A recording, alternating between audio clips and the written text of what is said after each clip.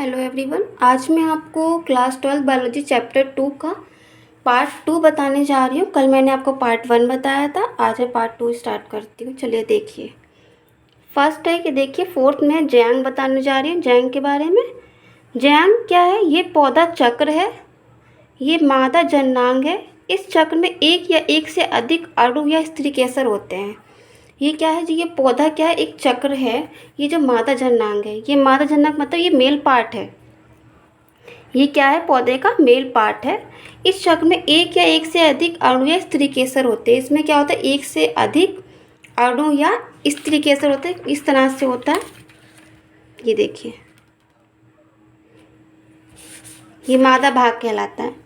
उसके बाद देखिए, बाह्य दल पुंज व दल पुंज को सहायक चक्र कहते हैं, क्योंकि ये जनन क्रिया में भाग नहीं लेते हैं। बाह्य दल पुंज, बाहरी जो दल पुंज और दल पुंज को हम सहायक चक्र इसलिए कहते हैं क्योंकि ये क्या करते हैं? जनन क्रिया में भाग नहीं लेते हैं। ये कोई जनन नहीं करते हैं, जैसे हैं ये वैसे ही रहते हैं। ये कोई भी प्लांट की ग्रोथ नहीं करते हैं। इनमें कोई जनन प्रक्रिया नहीं होती है। सेकंड देखिए, पुमंग व जयांग को आवश्यक चक्र कहते हैं, क्योंकि ये प्रत्यक्ष रूप से जनन क्रिया में भाग लेते हैं। अब पुमंग क्या है? मेल पार्ट है। जैंग क्या है? फीमेल पार्ट है। ये दोनों क्या है? ये आवश्यक चक्र हैं, क्योंकि ये प्रत्यक्ष रूप से जनन क्रिया में भाग लेते हैं। ये क्या करते हैं? जनन क्रिया करते हैं, ये रिप्रोडक्शन करते हैं। तभी इनमें क्या होता है? एक नया प्लांट ग्रोथ होता है, डेवलप होता है। उसकी जनरेशन क्या होती है? डेवलप होती है। इस तरह से ये बहुत सारे प्लांट्स बनते चले जाते हैं। अगर ये दोनों जनन क्रिया नहीं करेंगे, रिप्रोडक्शन नहीं करेंगे, तो जो न्यू प्लांट्स फ्लावर के वो ग्रोथ नहीं होंगे। ये याद रखना है आपको, किसमें क्या जनन प्रक्रिया होती है। आवश्यक चक्र में जनन प्रक्रिया होती है, सहायक चक्र में जनन प्रक्रिया नहीं होती। ये आपको लर्न कर लेना है। अब देखिए नेक्स्ट,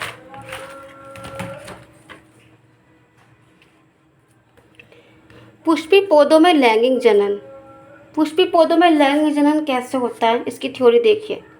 पुष्प के अंदर नर जननांग के रूप में पुकेसर एवं मादा जननांग के रूप में जैंग पाया जाता है।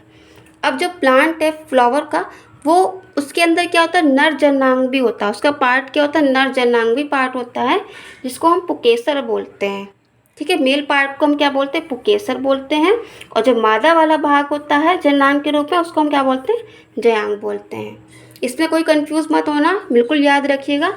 ये मेल पार्ट होता है पुकेसर और फीमेल पार्ट होता है जयांग। पुकेसर व जयांग के अंदर असूत्रीय विभाजन होता है। इन दोनों के अंदर क्या होता है? अर्धसूत्रीय विभाजन होता है। क्रमश परागकण महाबीजाणु का निर्माण होता है। क्या करते हैं? जो परागकण होते हैं वो पहुंचते हैं बीजाणु में। बीजाणु में पहुंचने के बाद उसमें विभाजन होता है। विभाजन होने के बाद क्या होते हैं? उसी प्रकार से आपके जो नए जो क्या ना प्लांट है वो ग्रोथ करते हैं। अगर परागकण नहीं पहुंचेंगे तो क्या होगा? विभाजन भी नहीं होगा। इन दोनों के मिलने से ही आपस में असूत्रीय विभाजन होता है, तभी एक बीजांड का निर्माण होता है, एक नए पौधे का निर्माण होता है। महाबीजाणु में मादा युग्मद्रव्य का निर्माण होता है। महाबीजाणु में क्या होता है? सिर्फ मादा युग्मद्रव्य का निर्माण होता है और नर युग्मद्रव्य में नर युग्मक बनता है। अगर मादा युग्मद्रव्य में गया है बीजांड, तो उसमें क्या होता है? सिर्फ मादा युग्मक बनेगा। अगर नर युग्मक में गया है तो क्या है? नर युग्मक बनता है।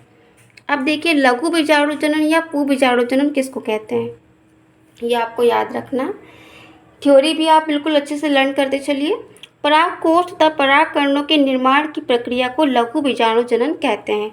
जो परागकोश है, परागकणों के निर्माण की जो प्रक्रिया होती है उसे हम बोलते हैं लघु बीजाणु जनन। परागकोश एक समान कोशिकाओं से बना एक अंडाकार समूह है।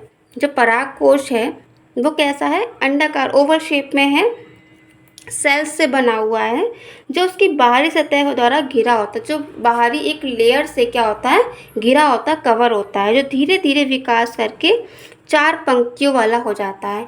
वो क्या करता है? धीरे धीरे डेवलप होता है। डेवलप होने के बाद वो क्या आता है? 4 लीव्स का बना लेता है, 4 पंक्तियों वाला हो जाता है। अब देखिए कुछ इस तरह से आएगा आपका। अब देखिए, ये है लघु बीजाणु जनन, माइक्रोस्पोरेंजियम। ये क्या होता है? इनमें क्या होता है? विभाजन होता है। इनमें जो ये वाली जो लेयर है अधोस्तरीय कोशिका है, ये हाइपोडर्मल सेल है। ये कैसी होती है, आकार में बड़ी हो जाती है, फिर बनाती है आर्चिस्पोरियल सेल बनाती है। ये आकार में बड़ी होकर एक आर्चिस्पोरियल सेल बनाती है। और आर्चिस्पोरियल सेल होती है, ये क्या होती है, ये बनाती है प्राथमिक भित्तीय कोशिका बनाती है। इसको हम प्राइमरी पार्शियल सेल्स बोलते हैं। ये कुछ इस तरह से अंदर है, ये बना रही है, विभाजित होकर ये क्या बन रही है, 2 सेल्स बना रही।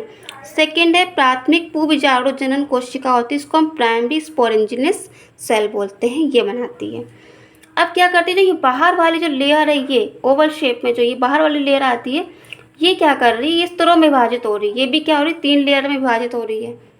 ये क्या कर रही है, विभाजित होकर क्या बना रही है, बाहरी स्तर एक, दूसरी मध्य स्तर। मध्य स्तर जो है वो क्या बना रही है, 1 से 3 लेयर बनाती है।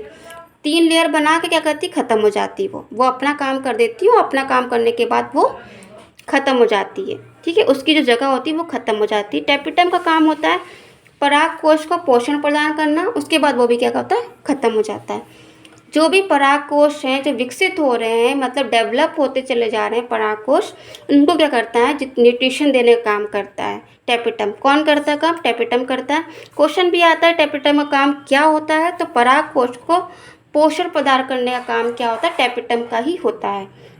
और पोषण प्रदान करने के बाद टेपिटम क्या होता है, ख़त्म हो जाता है। अब देखिए ये कुछ इस तरह से बनेगा। जो लेयर हैं आपकी 3 जो है डिवाइड हुए, ये कुछ इस तरह से बनता है। देखिए जो बाहरी स्तर है ये आउटर लेयर होती है, पहले हम बाहरी स्तर बनाएंगे, उसके बाद जो मध्य स्तर जो ये बीच वाली क्या 1 से 3 लेयर बनाती है, तो 1 2 3 ये 3 लेयर 3 लेयर बनी हुई है। और जो बीच वाला है, बीच में क्या है, टेपिटम है, बीच में क्या है, टेपिटम है। ये भी लेयर बना के ख़त्म हो जाती है, टेपिटम भी अपना काम करके ख़त्म हो जाता है। अब देखिए टेपिटम तो बन गया, अब इसके अंदर क्या होता है, ये विभाजन हो रहा है। इसमें क्या हो रहा है, समसूत्री विभाजन हो रहा है। विभाजन हो के मतलब 2, अगर आप ये 2 सेल्स बना रहे हैं, 2 से 4 बना रहे हैं, 4 से 8 बना रहे हैं, 8 से 16 बना रहे हैं, इस तरह से ये क्या हो रहा है, डिवीज़न होता चला जा रहा है और ये सेल्स बढ़ते चले जा रहे हैं काफ़ी मात्रा में। इसमें क्या होता है, सेल्स क्या है, बहुत सारे बढ़ते चले जा रहे हैं। अब इस सेल्स जो इसमें जो विभाजन होता है उसको हम क्या बोलते हैं, लघु बीजाणु मात्र कोशिका। इसमें सेल डिवाइड हो रहे हैं उसे माइक्रोस्पोर मदर सेल्स बोलते हैं, जो क्या होता है, जिसमें डिवीज़न होता है। अब आगे देखिए, ये आपको समझ में आ गया होगा। अब आगे देखिए, अब परागकण की संरचना क्या होती है, ये भी आपको याद रखनी है। अगर क्वेश्चन आता है परागकण की संरचना के बारे में बताइए और उसका डायग्राम बताइए, तो कुछ इस तरह से आप समझाएंगे। ये कुछ इस तरह से होता है, ये डेवलप होता है एक जन्म छिद्र के, जर्म पोर्स होते हैं, तभी ये कुछ इस तरह से घुमा हुआ होता है। इनमें क्या होता है, छिद्र टाइप के एक मॉलिक्यूल छोटे छोटे होते हैं, जो छिद्र होते हैं, जो पोर्स होते हैं, जर्म पोर होते हैं, इसको हम स्पोरोफिल बोलते हैं। अब बाहर चोल जो होती है, बाहरी जो एराइन होती है, बाहरी चोल जो क्या होती है, एराइन होती है। अंतचोल जो होती है, अंदर की लेयर होती है, इसको क्या बोलते हैं, अंतचोल बोलते हैं। अब क्या होता है, ये जो अंदर वाली होती है वर्धी केंद्रक, 2 न्यूक्लियस इसमें बनते हैं, इनमें 2 न्यूक्लियस बनेंगे, इसको हम वेजिटेटिव न्यूक्लियस वर्धी केंद्रक बोलते हैं। और एक न्यूक्लियस दूसरा होता है, उसको हम जनरेटिव न्यूक्लियस बोलते हैं। ये क्या करते हैं, पोर्स बनाते हैं। इनका वर्क होता है न्यूक्लियस का कि ये अपने बहुत सारे बनाने के बाद ये डिवीज़न करते हैं। डिवीज़न ये करते हैं